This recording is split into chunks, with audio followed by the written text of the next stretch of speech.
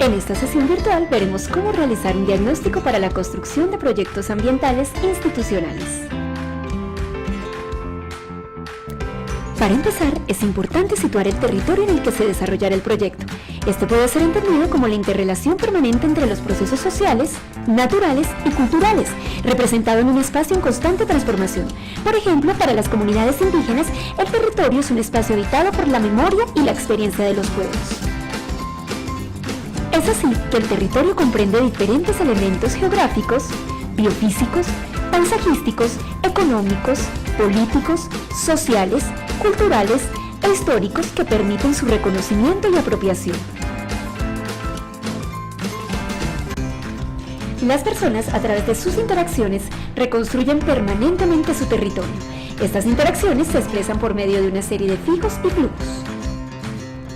Los fijos son los elementos materiales del espacio, como infraestructura, equipamientos sociales, instrumentos de trabajo y fuerzas productivas, entre otros. Y los flujos son las relaciones que establecen las personas con los fijos, tales como interacción, circulación, distribución y consumo.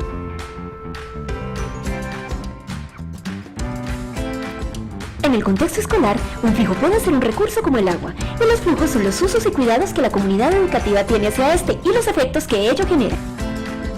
Recuerda situar el nivel del territorio sobre el que se desarrollará el proyecto, global, nacional o local. Aquí vemos el mapa de Bogotá, que contiene pequeños territorios llamados territorios ambientales. Otros territorios a menor escala son las localidades, los barrios y las UPZ. Las instituciones educativas también son pequeños territorios de la ciudad. Entonces, para formular mi proyecto de aula, ¿debo conocer el territorio? Por supuesto, compañero. Además, es importante que tenga en cuenta las siguientes fases para la construcción y aplicación de su proyecto. Esté atento. Primero, se debe situar el contexto local e institucional en el que se hará el proyecto, identificando los actores, potencialidades, necesidades y problemáticas del territorio. Después, se debe reconocer la situación que se necesita trabajar en el proyecto. Luego, en la fase de planeación y formulación del proyecto se definen los objetivos así como las líneas de acción.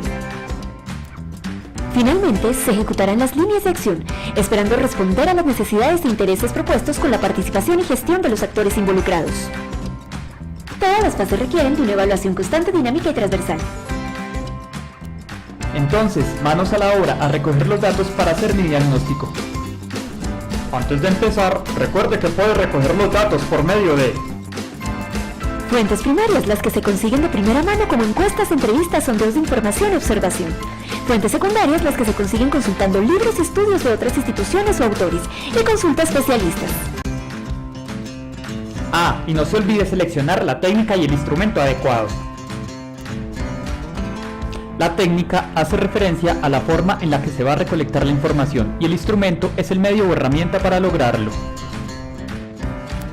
Para recopilar los datos se debe seleccionar un instrumento de medición, aplicar el instrumento seleccionado, analizar la información y sacar conclusiones del análisis. Recuerde que hay dos opciones para la selección del instrumento que va a aplicar: elegir un instrumento ya desarrollado y construir un nuevo instrumento de acuerdo con la técnica apropiada. Cuando haya recogido todos los datos que necesita, tendrá el material suficiente para identificar el problema o situación ambiental que abordará su proyecto.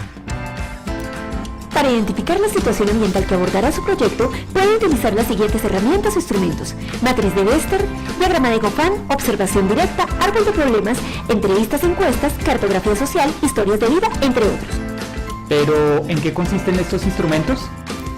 Observación directa es ponerse en contacto con el objeto de un fenómeno de estudio, tomar información de este y registrarla para su análisis. Para recopilar los datos obtenidos se puede usar una guía de observación, una matriz de análisis, una lista de chequeo o un registro anecdótico. Diagrama de Goffin es útil para delimitar una problemática y visualizar los elementos en conflicto y desde dónde se pueden construir estrategias para dar las posibles soluciones al mismo. El modelo muestra diferentes variables del territorio como la sociedad, los recursos, la población, el espacio y el tiempo. El diagrama también muestra las interacciones que se dan entre estas variables. Además, el diagrama de Goffin señala cómo estas relaciones son causa del problema ambiental. Para comprender esto es necesario ver las interacciones que se establecen entre estos componentes. Created using Powtoon.